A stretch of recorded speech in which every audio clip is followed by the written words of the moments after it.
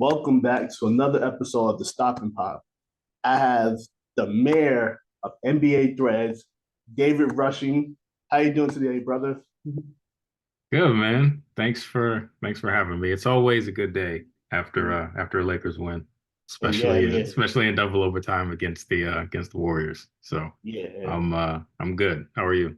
I'm good. I'm good. I didn't get a chance to watch the game last night, but I'm going to ask you about that. But first things first, I wanted to ask you Yeah. is when Threads first came about and you was unexpectedly made the mayor of Threads, of NBA Threads. How did you feel about it? What was your initial reaction to it? Well, first and foremost, I appreciate you coming to the pod this afternoon with your Lakers gear. Of course, of I course. appreciate. I know you're a Knicks fan, and I know you live in the DC area, so you could have worn a number of competing jerseys, but I appreciate the respect you're showing Laker Nation by Of course, coming of with it course. with the purple and gold, especially on this fine Sunday. No, eh, so yeah, I mean, I've told the story a couple different times, and every time I think about it, it's just so crazy to think how everything came together, and almost how it didn't for me at least, because when Threads launched in July. I was on and wasn't really even thinking about the NBA. I was just thinking about somewhere other than Twitter to spend a lot of my time on social media to try to connect and build communities with people. So I was on just like everybody else, throwing stuff against the wall, see what would get, some traction to see who I could connect with and didn't have a whole lot of success. I didn't meet anybody new or anything like that. A couple of my friends and family from Instagram and Twitter came over and kind of dabbled in it. But after that first week, there was a lot of drop off, as was the case for most of the applications. So I was like, you know what, this might not be where this might not be what I thought it was going to be, and maybe I'll just have to hang out in Facebook with all the old crazy boomers and memes about political stuff and whatnot. But gave it another try around preseason, and then opening night is when things really took off. And I was just trying to find people, and a number of accounts interacted with the post I put out about, is anybody here for NBA Threads? And that went on for a few days, and I thought, hey, maybe just make a mass post, because I'm sure if I was looking for people to talk hoops with, I'm sure there are other people out there looking for other people as well. So I just made a post that it highlighted a bunch of people who I had connected with that week. I think you came on a little bit later, I think. I You think weren't so. like, I was yeah, on we there, but I didn't. wasn't really sure about like if I should do NBA stuff on here. Like I was still trying to figure it out as well. Yeah, I remember you were like, I don't know if I should bring like my photography and stuff over here, Mm-hmm. and everybody was like, no, jump in, and then you finally did. But yeah, that week I just shared, I think maybe 20, 30, 40 accounts that I connected with, and I think a lot of people appreciated it. And I spent an unhealthy amount of time on Threads that first week. My wife could tell you the amount of times my phone went off during the day and especially at night.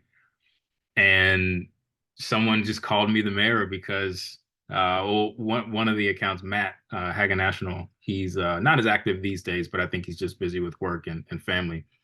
But he was like, "Yo, Mayor Rush, like we appreciate everything you've been doing," and it just kind of stuck. And I fought it for the longest time. I didn't really want any individual attention because, I myself didn't make NBA threats happen. Like it took everybody collectively engaging with each other. But my wife kind of talked to me. She was like, "No, people are showing appreciation for a lot of the ground and legwork that you did, and you're at least connecting people with those community oriented posts." So she was like, "Just lean into it." So I did, and it's one of those nicknames that I never thought would stick, and here we are all these months later, and people are still calling me mayor. So I just decided to roll with it. So I'm grateful for it, but more importantly, I'm just excited that everybody is um, found a spot in on Threads and for the NBA. So I think that's what's most important. That's great. Yeah, I feel like you was one of the founding fathers on NBA Thread, so we gotta give you your flowers and everything for basically laying the groundwork for everything for how it is today. Yeah, Mhm. I appreciate it, and um, that comes with some some consequences. I get bullied a lot with some of my personal choices in life that obviously we talked about earlier. But the way I see it, if people aren't making fun of you, they don't care about you. So yeah, I realize it's all in good fun. So I roll with it. But yeah, man, I'm just honored and blessed that I have a place to talk basketball and that everybody else does who doesn't want to be on Twitter too. Yep, that's great. So the next question I wanted to ask you was, but you went to the in-season tournament as well as a few Hmm. others. So I wanted you to share your experience with that. I never got to personally ask you about that. Like, how was it for you? Was it your first time being around like a setting like that, around a bunch of NBA, different officials, different personalities? Yeah, it was. Mm-hmm. And honestly, it was probably only my like second or third NBA game that I've ever been to. Oh I just wow. went to the championship. I didn't do the semifinals, but I think I went to a game back in I don't know when I was a kid when Jordan had come back and was playing for the Wizards. I was living in Virginia then, so I think I went to a game when he was playing. We were all the way up in the nosebleeds. Mm-hmm. And then my wife blessed me for my birthday a few years ago. We went to go see the Mavericks playing the Hornets here in Charlotte when Vince Carter was playing for the Mavericks. He's my Okay. favorite player, so she treated me to that. So I think that's pretty much it in terms of the professional NBA games I've been to. So that was fun in and of itself. But before that, it was man, I tell you, it was crazy because I was around creators. There were WNBA players there. There were NBA players there. There were people involved in the business. Shams Charania was there. A lot of your media personalities who you see on like YouTube, but their podcasts or on TV were there. And you got little old me, who was just some guy on Threads who was, at a brunch with all these different personalities, and it was it was just crazy is the word I keep coming back to. Getting able to meet people, talk to people, kind of talk to Rich Paul, see how he got to where he is, talking to him, talking to Shams about you know how competitive he is with breaking news and things like that. Talking to NBA players, it was just fascinating to hear and a lot of people had similar stories, right? Like nobody started out on top, right? You gotta, especially like in the media world, you just kind of have to keep grinding and grinding and networking and making connections, and then eventually, you build a following and you wake up one day and you've got a platform. So that was really cool. Meta put on an incredible event in terms of the brunch, and I think they um, really set up Threads to be taken seriously, as a platform. They had some advertising during the in season tournament. We had a couple of NBA Threads people who were there. Lex was there. We met up with I think there were a couple people who came up. Aaron came up from San Diego. He didn't go to the game, but he and his wife were there outside with a lot of the festivities. Um, I'm forgetting people, so I apologize. I apologize. Charge it to my head, not my heart. But it was great just taking it all in. I'm not a networker. That's more my wife. I keep telling her, man, you should have been there. But it was definitely fun to be in that space, and it actually motivated me to, as someone who has a podcast and kind of wants to be in that. I don't know if you call it new media, but just in that media space where you can sort of build a platform and talk about the things that you love and care about. It really motivated me and encouraged me to maybe look at some of those things that I've been doing sort of casually, take it a little bit more seriously. Mm-hmm. Um, the game was fantastic. I probably spent a little bit more than I should have on my ticket, but I was about 5 rows back from maybe three to 5 rows back from courtside, and seeing LeBron and Halliburton and Miles Turner and D'Lo and AD up close, it's like man, I felt like I was in like AR, like I had those AR goggles on, Oh and yeah. I'm seeing them and up close, but they're not real. But no, like this is actually them. So I only watched probably about maybe 30% of the game. The rest of the time, I was kind of walking around with some of the meta employees that I had met, and I got to go up to the suite and met Adam, the head of Instagram and Threads, and a lot of the people behind the scenes from Threads who sort of helped create the application, brought it to life. And it was cool just to hear all the hard work they put into it and how unprepared they were for it to be sort of the success that it was. And a lot of that was thanks to all the folks in NBA Threads. So it felt like a blur, to be honest. I felt like I was there Thursday night, flew back home Sunday morning, cross country, and I woke up Monday and went back to work. So I was like, man, was this a dream? Did this really happen? But no, it was an amazing 2 days, and I'm just grateful that I was able to go out there and experience it. Yeah, I'm trying to go next year. Hopefully they have it back in Vegas. Hopefully, like the NBA Threads community, we can all link up out there and just do like all the stuff together. Um, Yeah.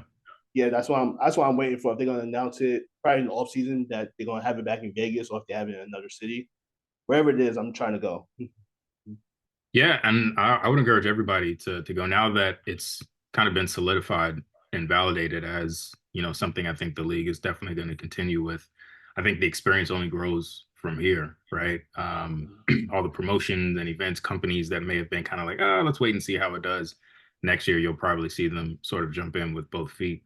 So yeah, who knows if it'll be Vegas or if it's sort of if they'll change locations, kind of like they do the All Star game every week, every year. But I think anyone who wasn't sure about going and had the opportunity to go, yeah, I definitely encourage to go next year. And definitely the NBA Threads community, we should all, for those who can, try to plan something there so we can all kind of get up and experience, the whirlwind that is, an NBA event. Yeah, definitely. So the next question I wanted to ask you. So you mentioned that you have a podcast, Rush Yep. Vibes.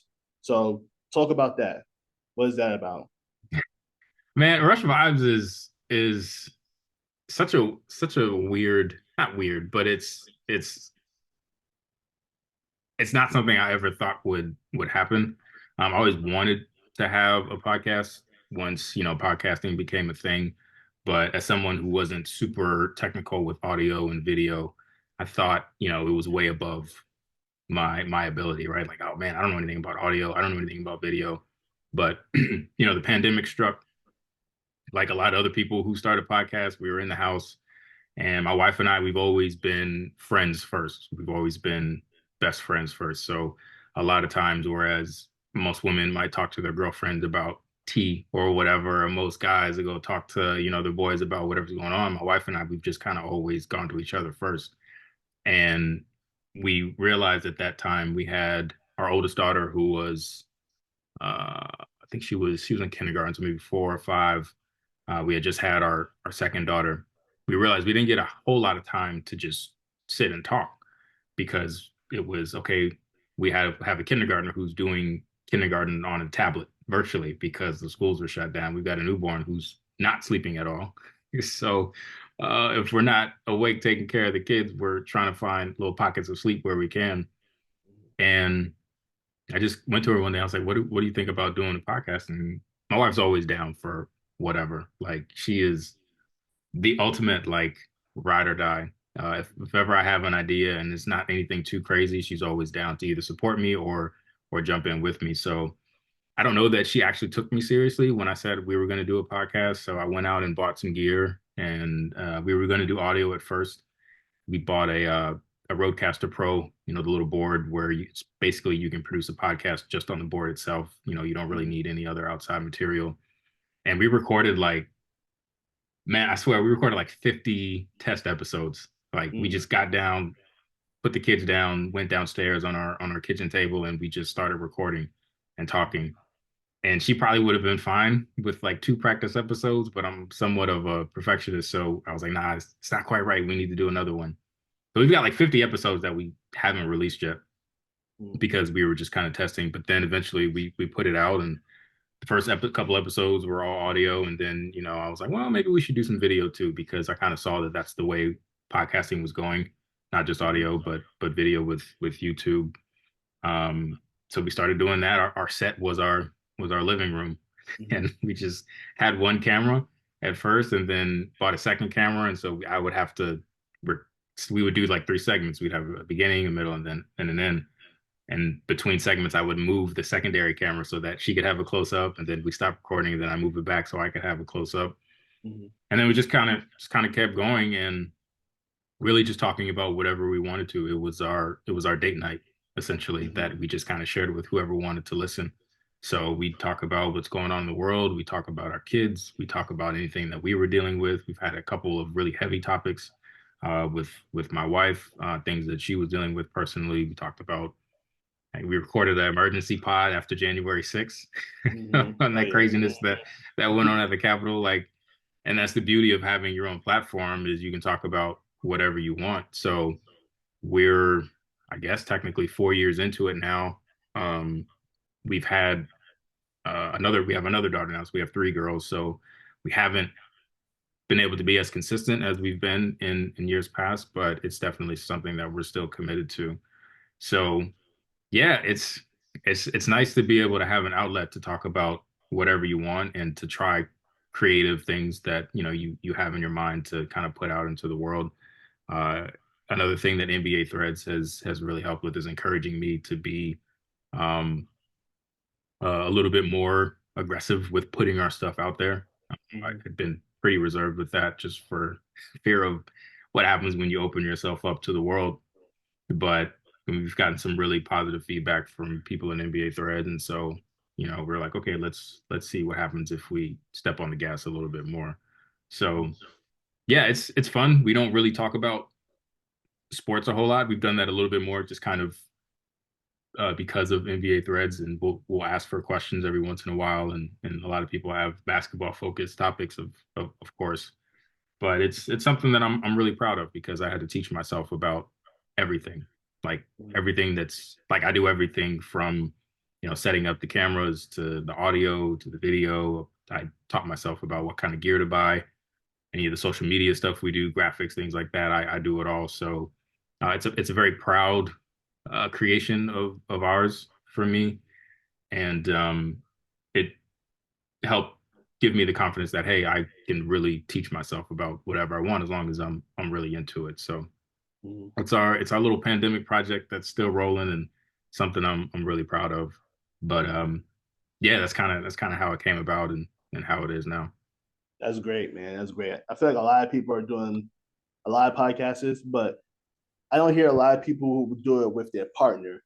They would probably feel like, they don't want to share that side with their partner, or they don't want to talk about certain topics in public with their partner. So I think it's really cool that you have that platform to do Yeah, that.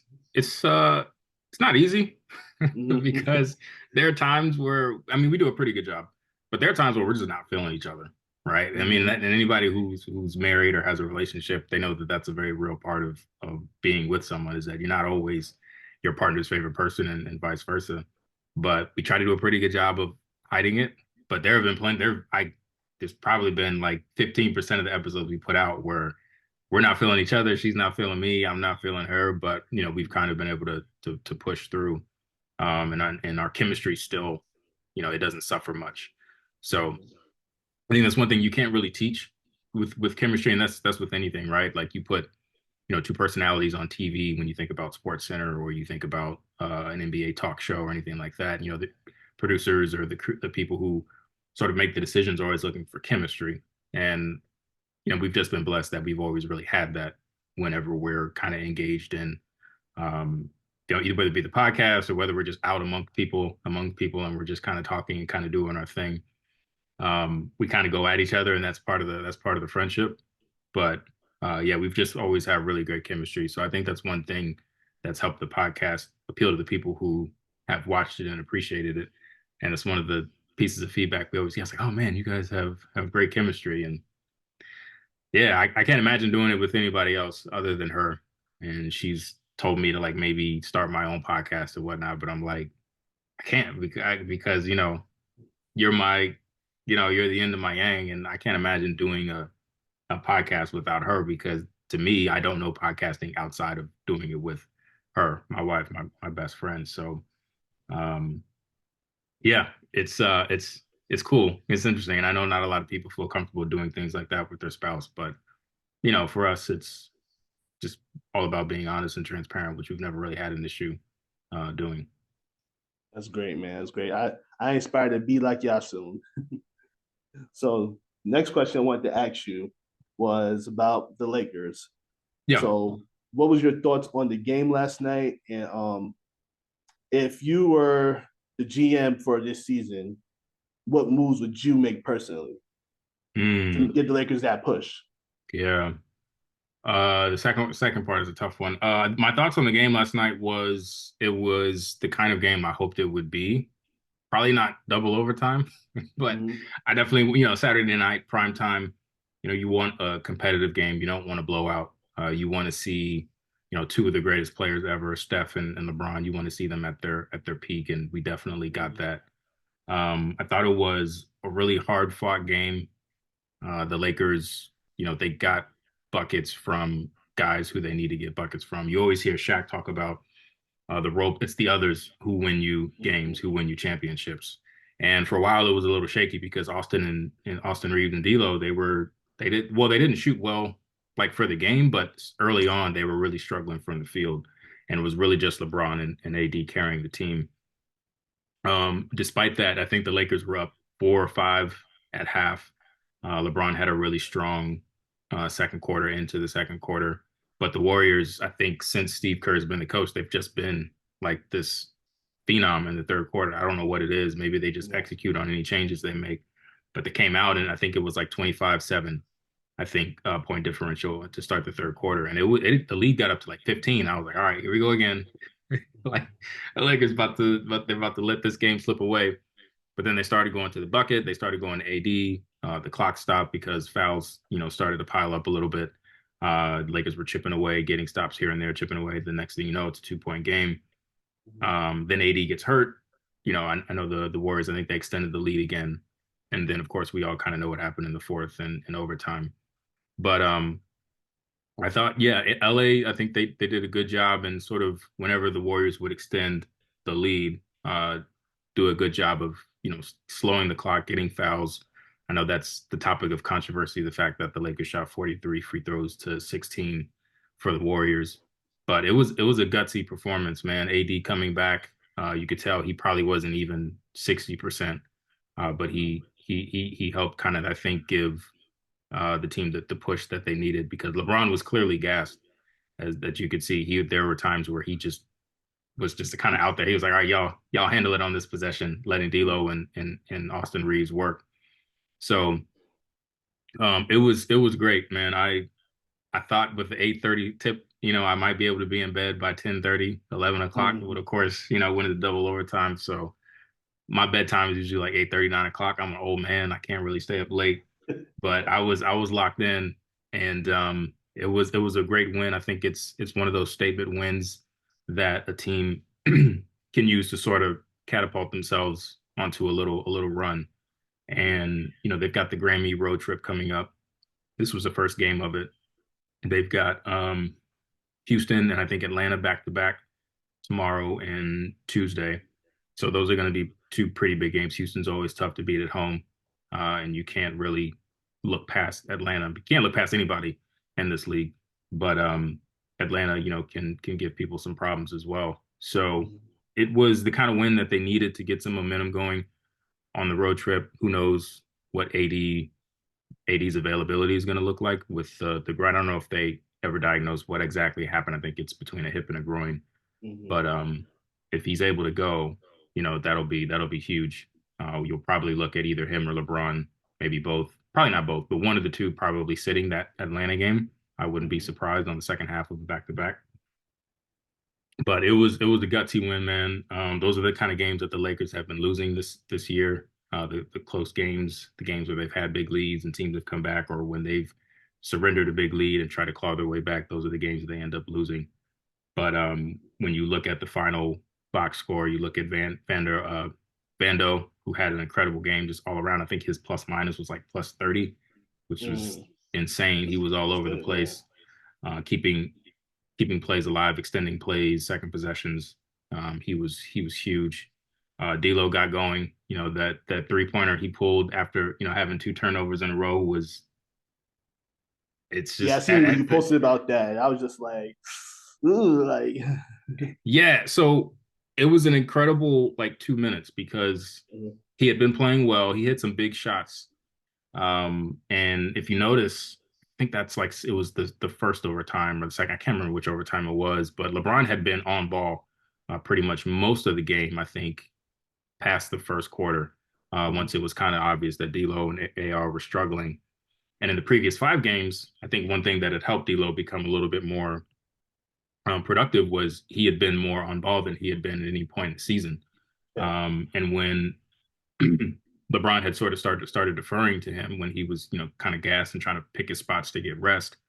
That's where D'Lo sort of, started contributing again in the game. But when he had those two turnovers, I was like, damn, like you'd have see, like, man, you've been killing it all game. You've been playing well. You had timely shots, and then these two big turnovers that are potentially going to lose the game. And then Laczynski comes down. He misses the three in transition. The Lakers get the rebound. They kick it out to D'Lo on the break. And I thought he was going to slow up and give it to LeBron because I'm like, there's no way LeBron's going to let D'Lo take this shot after he just turned the ball over twice, yeah, twice at the end of the game. And LeBron's coming down right behind D'Lo, and he pulls up for three. And I swear it took like 10 seconds for that shot to go in because my soul was about to leave my body. Like literally, it started to separate from my physical body. I'm like, there's no way that he just shot this three on the break, down two with under a minute to go, and then it went in, and I was so relieved because I saw the headlines, I heard all the sound bites from all the talking heads. This is why you need to trade D'Angelo Russell. This is why you need to trade D'Angelo Russell, and he very well may still get traded, but you could clearly see how he raises their ceiling when he's playing like he's playing right now. Um, he's traditionally been a second half of the season player, and that's not me trying to, cop out for him, give him an out. But even if you go back to his All-Star season in Brooklyn, he wasn't really that great the first half of the season. And it wasn't until the last 2 or 3 months of the year where he really turned it on, got the All-Star nod, or got the All-Star nod to replace. I think somebody was hurt and yeah. I he think he was got a voted on. replacement. Yeah, he got voted on as a replacement, and he was just playing lights out. So he usually this the second half of the season is when he gets going. And I think he just had a bad month.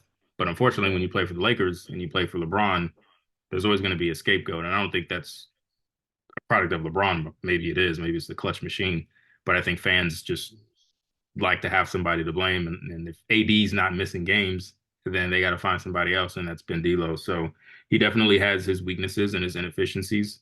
Um, if he's not scoring, he needs to find other ways to be valuable and other ways to contribute, which I think he still needs to figure out. But these last 6 games, he's been incredible, and I think the Lakers have seen, you know, like I said, how he raises their ceiling when he's playing well. And he doesn't have to drop 30 every night, right? Like he yeah, can be in that 15 to 18 range, but it's about the timeliness, right, of his shots. You got to pick your spots. And when LeBron is gassed, when AD's on the bench, he really needs to produce either for himself or for others, and he's been doing that.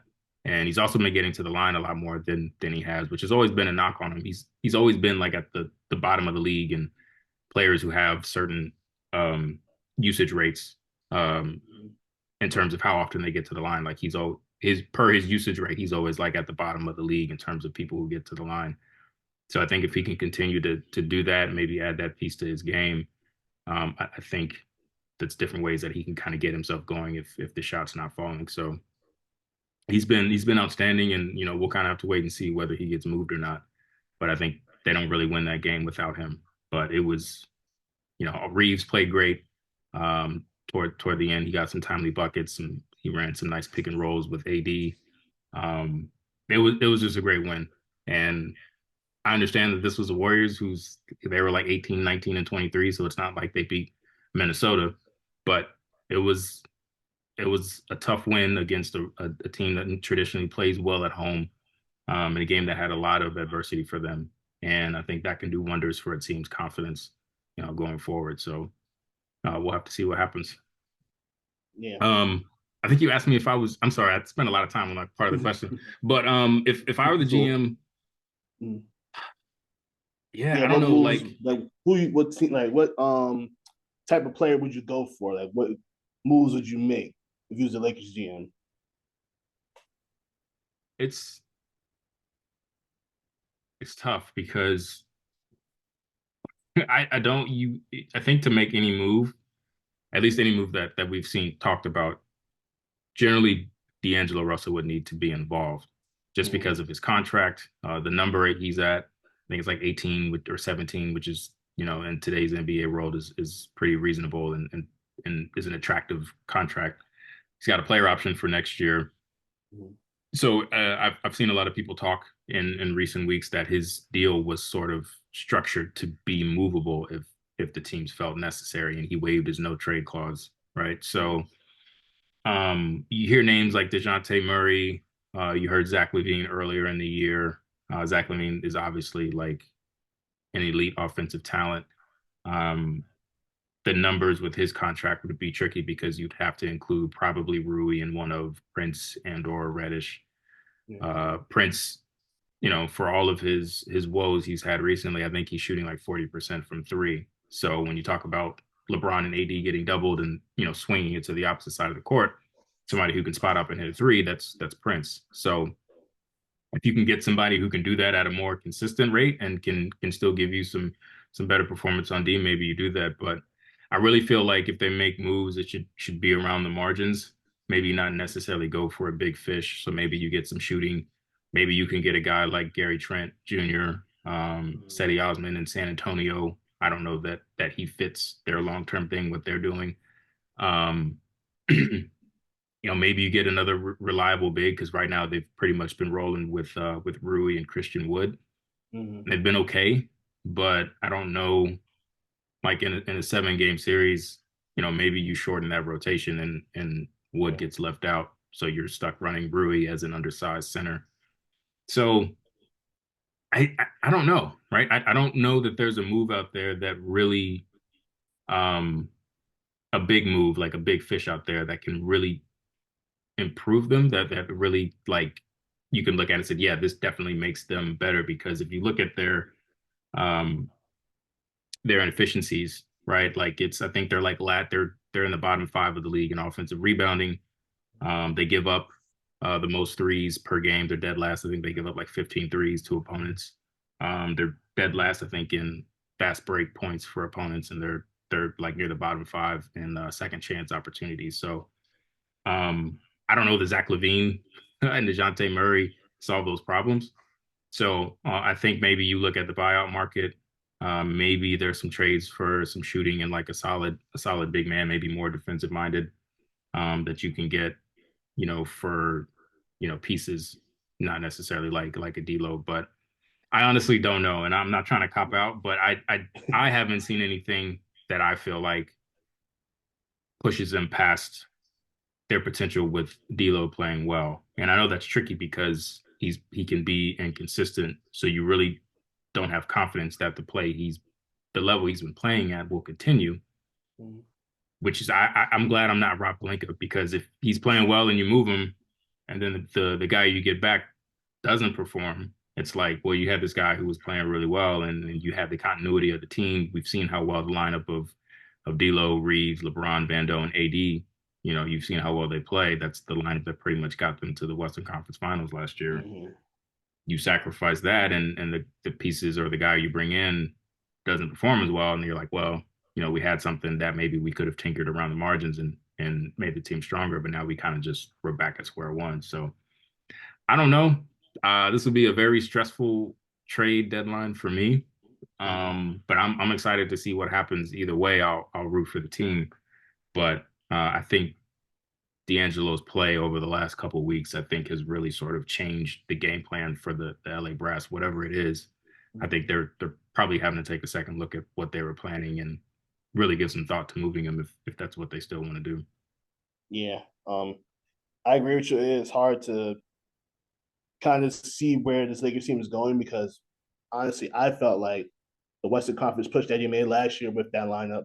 And I feel like that was a good lineup for them, and they could run with that. But Vando was hurt in the beginning of the year, so he's just really starting to get his stride back. So, um, I would think probably the person that would be the odd man out for a trade would be Christian Wood Mm, because he's been in and out the lineup. Um, and honestly, I thought I wasn't sure if he was going to be a good fit for this team because of his inconsistencies on defense.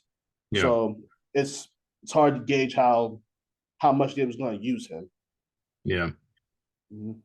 yeah. I think and another thing, we don't do moral victories around here. We're not playing the NBA isn't a game about horseshoes. But if you look at all the games they lost, they got swept by Denver. But if you look at the games, they were all really competitive. Like Yeah. LA was there. Jokic hit some incredible shots. Jamal Murray hit some incredible shots, and that's why they ended up being champions of the shots that champions hit. But uh, that team that made a run, that LA team, didn't have a training camp, right? And you can make the argument maybe they still didn't because so many people were hurt early in the season. But continuity and chemistry are two things that you can't ever really just compile, right? It sort of happens accidentally, and you really don't want to mess with that if you can help it. So the team, I think that team last year was good enough to compete, and you get a better version of D'Lo, and maybe we're talking about a different team in the finals, or maybe the Lakers get two or three more wins than they did. So I don't want to over. That's why I'm so scared to overreact and say we got to overhaul or we got to go get this big fish or that big fish, because the team is currently constructed was obviously good enough to compete and be in the Western Conference Finals and lose by one of the slimmest margins I think in recent history. So um, yeah, but that brings me back to I have no idea what you do, so I'm glad I don't have Rob Pelinka's job because it's going to be some tough decisions that they have to make here within the next couple weeks. Yeah, definitely, definitely. But I want to thank you for being on today. The mayor, do you have anything you want to say to the NBA Threads community? Any announcements you got to make? Any statements? And no, I think I get in trouble when I make statements. So I don't have any statements. The only thing that I can say is we've got people out there in the community who are extremely creative, who are putting things out there. I think we've got someone who I think does a weekly newsletter interviewing NBA Threads members. We've obviously got the NBA Threads podcast by Steve and Jamar.